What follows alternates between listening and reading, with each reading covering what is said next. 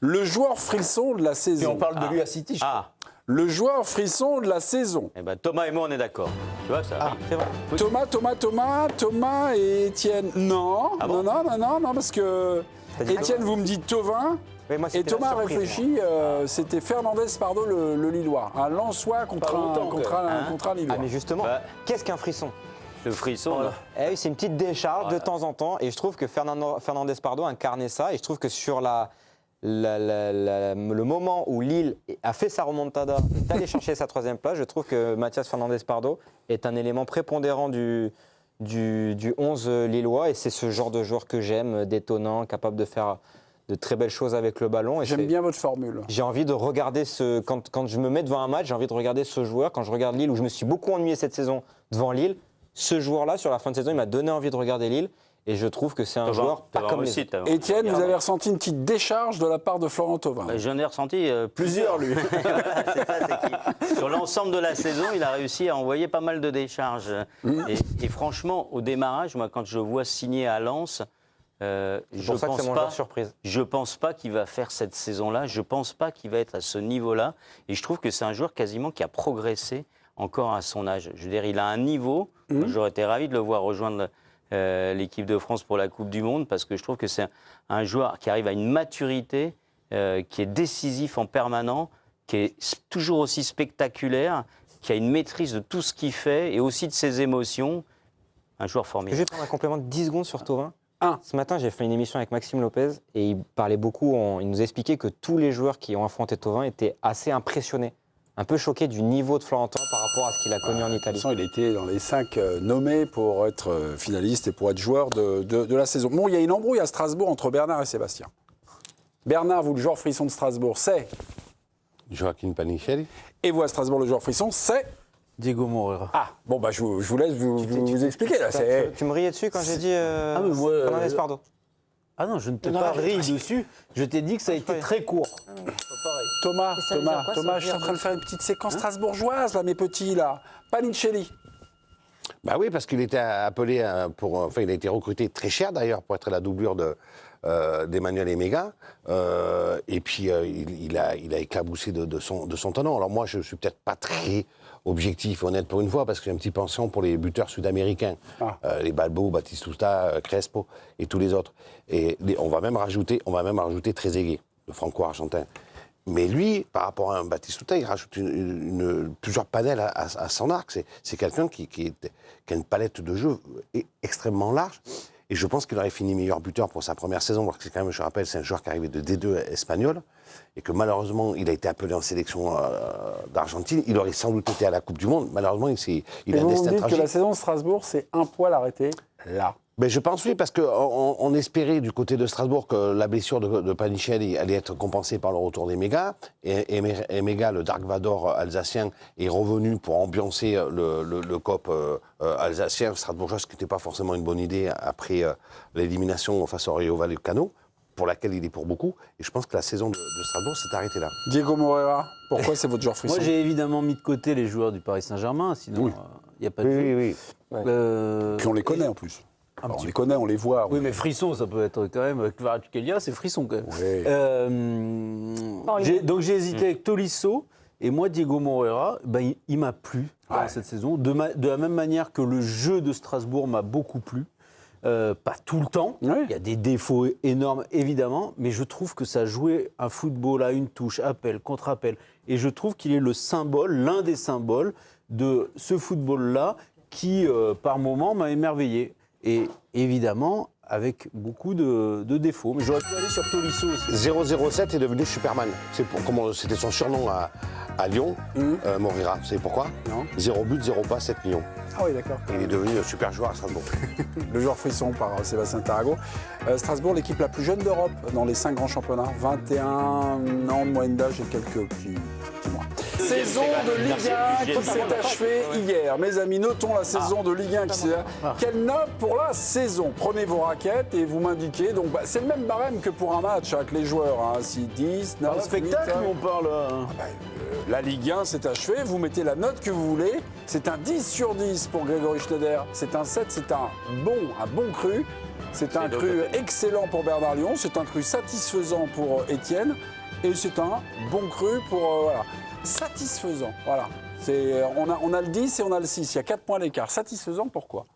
Oui, parce que on critique la Ligue 1, mais j'y vois des beaux matchs. Mais j'ai quand même vu pour le coup un Paris Saint-Germain qui, selon l'expression assez heureuse d'Eva Padou, se sert de la Ligue 1 comme d'un tapis de course, quoi. C'était un peu ça.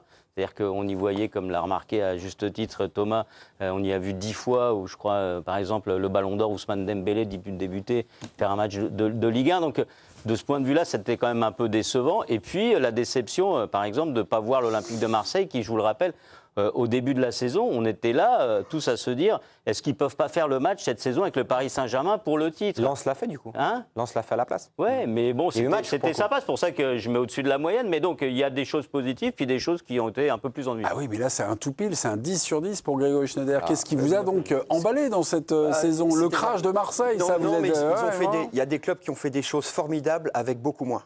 C'est-à-dire Lens était en récession, ils ont fait une saison magnifique. Ouais. Lyon était en récession, parce que pour les raisons côté, ils ont fait une excellente saison. Lille était en récession, Diakité, Chevalier, David, Zegrova, ils ont fait une saison magnifique. Des clubs comme Le Havre. C'est Lille, récession économique, c'est plutôt vachement bien géré. Mais non, oui, mais enfin, il a quand même fallu qu'il fasse plus que moins. Le Havre, c'est un transfert onéreux en 3 saisons, donc sur 6 mercatos. Les mecs arrivent à faire ça. Je trouve qu'ils ont, comme il n'y a plus de droit télé, ils ont fait preuve d'une ingéniosité. Et on a vu parfois des matchs, moi je me souviens, dès la première journée, de toute façon, c'était Lens-Lyon. On a vu des matchs d'un niveau que j'ai trouvé exceptionnel. En tout cas, je ne voyais pas la marque de la récession. C'était justement, sur la qualité de football pratiqué. Là. Vous avez tous des notes, vous voulez dire, plutôt sympas. 7, c'était un bon cru. Un peu faux cul, mais... non, c'est un peu bon cru. Si vous aimez 7, tu sais que personne le président, non, mais vous passez sous les écrans radars. Vous avez mis 7 aussi. Ouais, c'est pas... Non, je le pense vraiment. C'est que je trouve que depuis quelques saisons, les entraîneurs sont sur le devant de la scène en Ligue 1. Et ça, j'ai vraiment envie de le mettre en avant, du jeu. Du travail. Avec Angers, ça bosse, ça essaye de penser foot, ça essaye de penser spectacle. Et je trouve que... Spectacle avec Angers, moi je suis pour Angers, mais bon, si vous avez... Angers est une équipe qui propose du football sur la première partie de saison. Oui, 3. Après, ils ont les moyens qu'ils ont. Hein. Non, mais si vous avez... Oui, voilà. Non, si vous avez du courrier à faire, vous pouvez faire le courrier, regardez le match. Non, mais je suis allé, c'est 3-4 coups, qui sont super bien joués par mi-temps. Non, mais j'avais envie de les regarder. Je trouve que sur ces matchs un peu plus anonymes, là où je prenais vraiment zéro plaisir, j'avais pas envie de les regarder ces dernières saisons. Là, je peux me poser devant et trouver des points de satisfaction sur des jeunes qui vont pointer le bout du nez. Et puis, en haut, donc, là, il y a une course au titre, faut qu'on en dise, même si moi, j'y ai jamais forcément cru au titre de Lens. La 3e place se joue à la dernière journée. L'Europa League se joue à la dernière journée. Le maintien se joue encore à la dernière journée avec des performances énormes d'Auxerre, du Havre, Metz qui a rien à jouer, qui va chercher un 0-0 à Nice. Toute la saison, on a eu, et ça a été émaillé de plein de choses qui font que c'est un bon film qu'on a vu. Bernard, c'est 7, Bernard 7 et Thomas, c'est 7. Et voilà, non, moi j'ai mis 9. Non, ou 9. Non, j'ai mis 9 parce que j'étais très inquiet avant le début de la saison. En me disant, pour des raisons économiques, droits télé. Oui, il y a l'assèchement des droits télé. Je dis comment les clubs ils vont s'en sortir. À un moment, on se posait la question de savoir s'il n'y en avait pas un ou deux qui allaient mettre la clé sous la porte avant la fin de la saison, etc. Moi, je reste d'ailleurs très inquiet. Et finalement, j'ai vu que les rois du système D, que ça soit à Brest, que ça soit au Havre, le duo Bonne-Mère Digard a fait un travail absolument remarquable parce qu'arriver à maintenir, c'est donc la 2e ou 3e année d'affilée. 3. Ouais, donc, mais c'est absolument remarquable quand tu sais que le repas de fin de saison, c'est quand même Digard qui le paye parce que le club n'a plus les moyens. J'ai eu des histoires qui étaient sympas. On a assisté à des psychodrames absolument terribles avec l'effondrement de Lille, puis la résurrection de Lille, la love story avec Lens. En fait, ça a été notre championnat. C'est nos petits épisodes, nos petites séries là, qu'on a de façon hebdomadaire et qui me manquent déjà. J'ai pas mis 10 pour un seul truc, c'est ce qui s'est passé dans les tribunes. Je veux dire, le week-end dernier ? Envahissement de terrain ? Ouais, mais il y a eu plein de trucs dans la semaine. C'est la fin du championnat. On termine, c'est comme un festival, c'est comme une saison à l'équipe du soir. On a envie que ça se termine sur la fête. Et ce à quoi on a assisté à Nice, ce à quoi on a assisté à la Beaujoire, à Nantes, je veux dire, dans combien de championnats majeurs à l'étranger on assiste à ça? Ah non, c'est vrai. En Angleterre, non, on a le Et là, c'est un vrai souci. Non, mais je veux dire, en Angleterre, tu as des clubs historiques qui descendent, qui sont relégués. Est-ce qu'on assiste à de telles scènes de violence, à un tel saccage? Parce que là, les supporters niçois ou nantais qui ont envahi le terrain, ils ont saccagé et souillé l'histoire de ces deux clubs. Parce que ces deux clubs ont une vraie histoire. Voilà, et moi, ça me rend fou. On avait beaucoup de questions parce que c'est une petite cérémonie ce soir, donc en hommage à la fin donc, de cette saison de Liga, la plus grosse surprise de l'année. Alors, j'ai beaucoup de gens, Bernard, Sébastien, Etienne, qu'on pince pour Lens, c'est la surprise de l'année. Thomas, vous individualisez un joueur lensois qui vous a plu, c'est Florent Thauvin. Et nous, on a sur le plateau, ce soir dans l'équipe de Greg, Loïc Tanzi. Il a mis un petit nuage là sur Lens et nous parle de l'avenir de Pierre Sage. Écoutez. Il y a une réflexion de son côté et du côté du club. Oui, alors, tu parlais d'environnement sain, c'est la vérité à Lens, je pense. Mais je pense que ça n'a pas été si facile non plus toute la saison pour Pierre Sage. Il n'a pas été d'accord constamment avec ses dirigeants. Donc je ne dis pas qu'il va partir, mais je ne suis pas sûr à 100%. Je ne peux pas dire à 100% qu'il sera entraîneur de Lens la saison prochaine. Pierre Sage, c'est vous voyez, les petits feuilletons, les petits psychodrames. Le championnat est à peine terminé, le rideau est baissé. Lens est parmi les très très bons élèves. Le rideau est tombé pour Lens, puisqu'ils ont une finale de coupe. Oui, bien sûr, mais en Ligue 1, en tout cas, c'est... Il y a un truc avec Leka. Il y a quelque chose qui se passe avec Jean-Louis Lec. Est-ce que c'est un classique, ça, entre un entraîneur et un directeur sportif? Je veux dire, c'est Richard Burton et Lee Styler, non? En général, c'est... tu m'as dit, toi, le directeur sportif, tu m'as dit que tu me mettrais des joueurs, j'ai pas de joueurs et tout ça. Non, c'est... Est-ce que c'est... Finalement, la seule chose, c'est que ceux qui connaissent Pierre Sage depuis plusieurs années, on sourit longtemps quand on a décrit Pierre Sage comme le gentil petit coach à la papa qui dit... L'éducateur? Bah oui. Mais ce qui est normal, c'est pas une critique dans ma bouche. C'est-à-dire qu'à un moment, pour réussir aussi dans cet environnement, il faut être capable parfois aussi d'être cruel. Et puis il a commis aussi des erreurs de communication parfois. Et c'est pas parce que nous, on aime le personnage aussi, parce qu'il parle football et que c'est vrai que c'est très agréable pour nous et pour le public, qu'il n'a pas aussi ses petits travers. C'est normal. Oui, mais c'est vrai que ça peut paraître surprenant à ce moment-là de la saison. Oui, mais ça, tout le monde le dit. Ce serait triste, quoi. Ah non, qu'il s'en aille. Ce serait triste qu'il s'en aille, parce que pour le coup, je trouvais ça dommage, parce qu'il y a une Ligue des Champions. L'entraîneur et toute l'équipe dirigeante, franchement, ils ont fait un boulot formidable. Mais par exemple, le retour de Cahuzac, dans ce contexte-là... De Lorient, il irait... Parce que c'est quand même pas le choix de Pierre Sage. Donc c'est un choix qui est imposé par la direction. Jean-Louis Leka, ouais, mais c'est pas rien. Non, mais après, il y a aussi une chose, c'est que, bon, à ce moment-là de la saison, avant une finale de Coupe de France, moi, je suis un petit peu surpris. Mais après, c'est vrai que tu vas partir l'année prochaine avec une saison à triple volet, la Coupe de France, le championnat et la Ligue des Champions.